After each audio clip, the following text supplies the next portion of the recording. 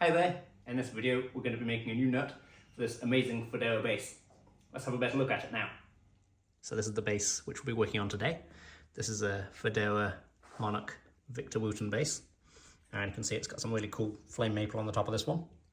It's got mahogany on the back. It's got the PJ EMGs, as you'd expect.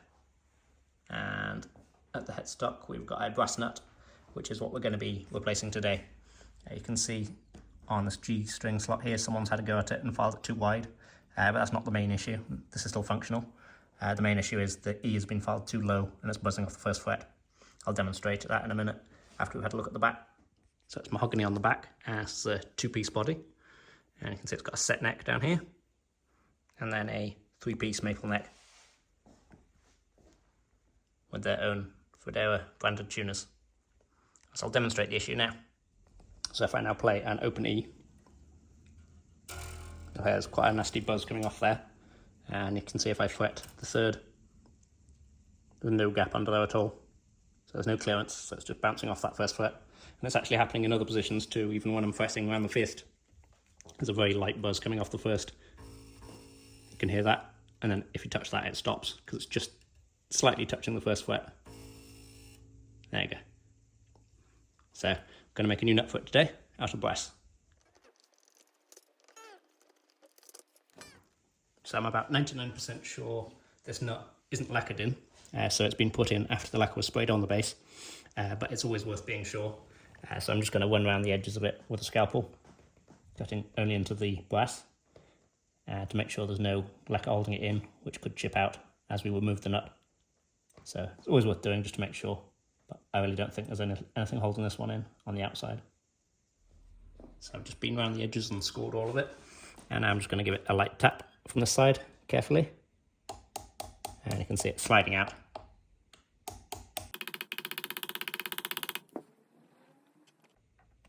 There we go.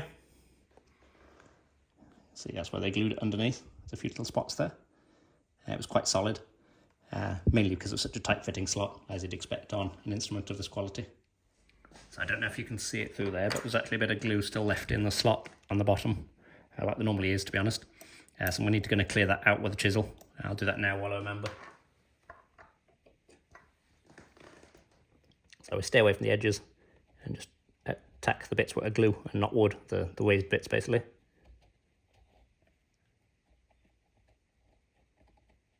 It's cleaning up quite easily. You don't want to dig in too deep because then you'll be actually taking wood out, which is not what you want to do. So for the new nut, I've got this 1/8 inch thick brass bar here, and you can see it's the tiniest bit too tight. It's extremely close. It'll go in the top bit but not the bottom, so it'll start to make its way down but not get all the way, and we don't want to force it because we could damage the lacquer surrounding it there. So we're going to sand this a tiny bit, just across a flat surface, just to reduce the thickness a tiny bit. So I've just got some 80 grit sandpaper here, and I've got this on my bandsaw table. So this is a known flat surface. So I'm just going to keep the sandpaper taut like this, and use just this section here on the brass bar here. And I haven't cut it down to length yet, because it's going to be easier to work with when it's this full length.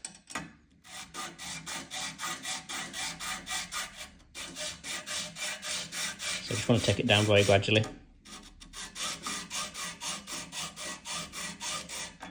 And I'm moving where I put the pressure on the bar, so I'm starting here and moving about to make sure I don't end up sanding one area too much.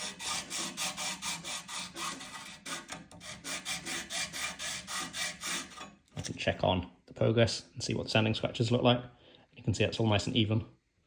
I'm not missing out anywhere or putting too much pressure on one spot. So that's now fitting nice and tightly in there. I've sanded this with up to 120 so far. I'm going to follow up with 180 just to get rid of some of the worst of the scratches on this face here. It's actually going to be much lower, the nut, than it currently is. So it needs some material taken off the top, and obviously we have to cut it to length as well. This side is nice and square and sanded. So we're just going to cut the other side slightly wide and then sand it to the line. So now I'm just going to cut to length. I'm actually going to cut a bit wide of the line, so then I can sand it or file it afterwards.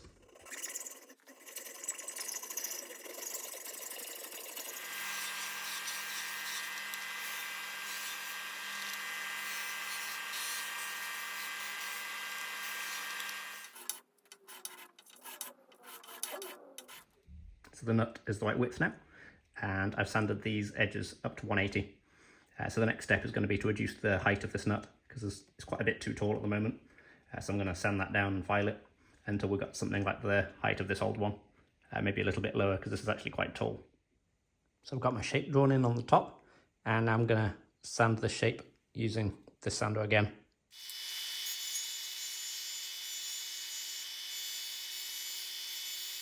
So I've got the top shaped now, and it's down to the right height. I'm just going to cut the two outer strings, so the G and the E, and as you can see I've got these marked in, and this is about 4.5 millimeters, about 4.25 actually, millimeters from the edge. That's based on the existing nut, so we're copying those outer measurements.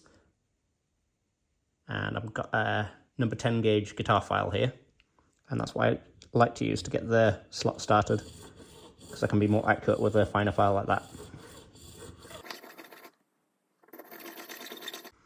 Now I'll double check those two measurements and make sure they're both the same and that they're accurate, and then I can make them a bit bigger.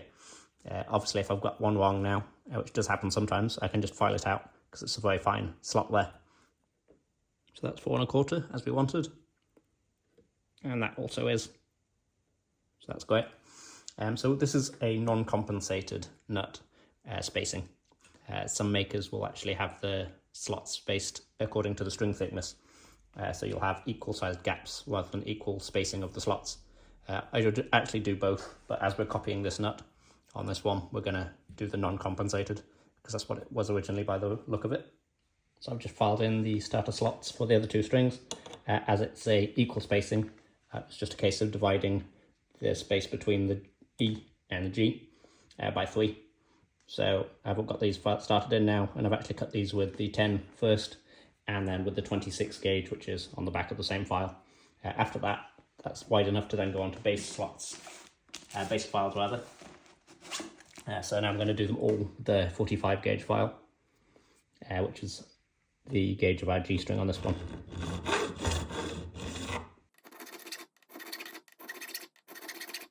And I've now filed the rest of the slots out too, to the correct gauge. I like to do it using that method I just showed you by starting off with the 10 gauge file, just because it's much easier to control a fine file like that. If you start off with, particularly on the low E, it's going to be gliding across there and going left and right. It's not going to be so easy to be accurate. And then once you've established those slots with the finer files, the bigger files, such as the 105 we just talked about, will follow those slots. And it'll keep everything in place, because you really need to be accurate when you're cutting these slots. If you start drifting off one direction, you can throw off everything and it will look awful, and it won't feel right when you play it either. But the next job now is to shape this nut to make it look less just like a piece of brass bar and more rounded and comfortable. So we're going to round off these edges on either side and across this edge here on the headstock side, but we're going to be careful not to touch this back edge there, because that actually needs to be a sharp line. If you start filing into that, you'll move the intonation point. The string will start sitting further back. So it's best to leave that alone completely.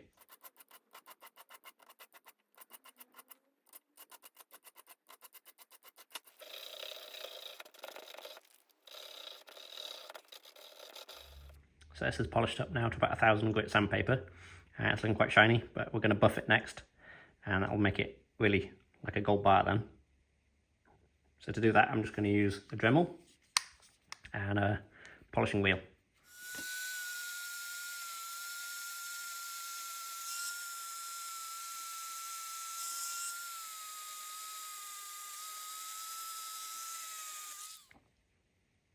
And there we are. So that's all polished up now, so I can install this nut and then we can get the strings on.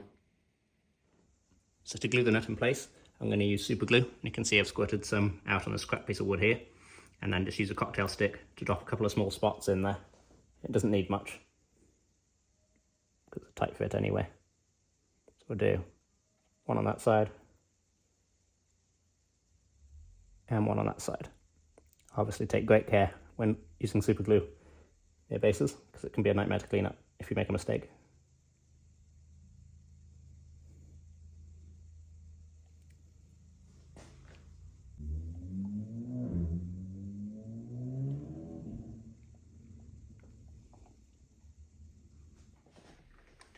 So we've got our nut in place now, so it's time to get the strings back on, and then we're going to give this base a full setup, including filing these nut slots down to the final depth.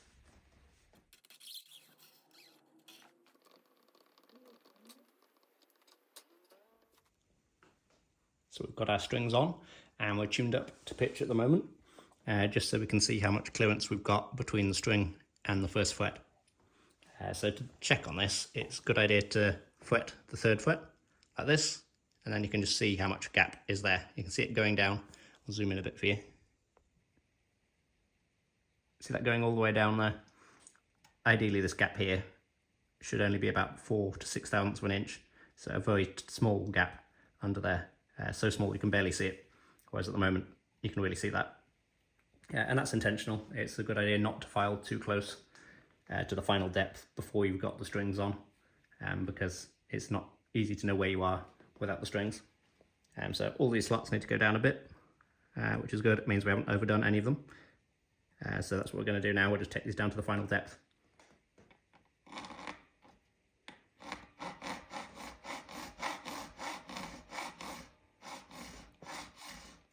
So I'm filing at an angle matching the headstock angle. So I'm following the angle down. I'm not going straight like that. I'm actually angling the file down. And of course you've got to be careful that you don't hit the headstock face with the file.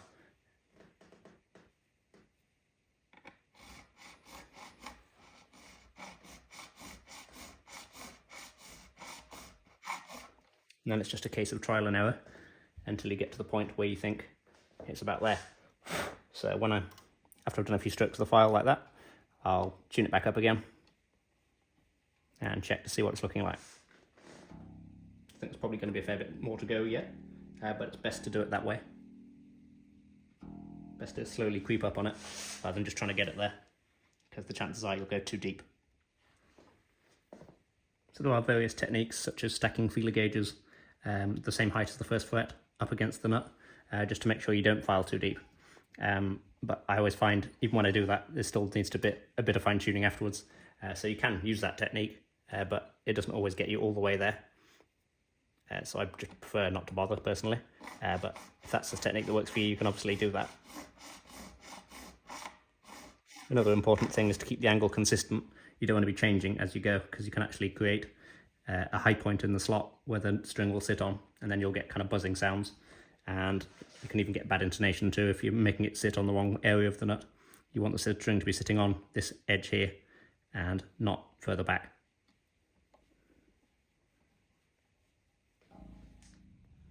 One last little step I like to do is just run a folded piece of 400 grit sandpaper through the slots, just to make sure it's all nice and smooth in there. And this is not actually filing any deeper, it's just on the width really. Just cleaning them out a bit. And when that's done, I like to add a little bit of graphite in there. So this is just a mechanical pencil with a 0.5 lead, so you can get right in the slot there. And I'll just basically colouring that in. And that'll give a bit more lubrication to the slot to stop any potential binding problems, which you shouldn't really have anyway, but a little bit of graphite can't hurt. So they're all cut to final depth now. And you can see, hopefully, what I was talking about a minute ago. I've got a 4/1000th of an inch feeler gauge here, and I'm fretting the third fret. And you can see that just goes under there without touching the string, just. So it's pretty much that. So maybe 4 to 5 thousandths of an inch. That's what you're looking for. And that plays nice and comfortably. The intonation is going to be correct. And also there's no buzzing, of course, which was the main reason we started this in the first place, because of the buzzing E string. And here's the finished nut, looking all nice and shiny, and with the slots cut to the right depth. I've also oiled the fretboard on this and polished the frets. I'm going to complete the rest of the setup now. I've set the action already, it just really needs the intonation and maybe a few little fine tweaks.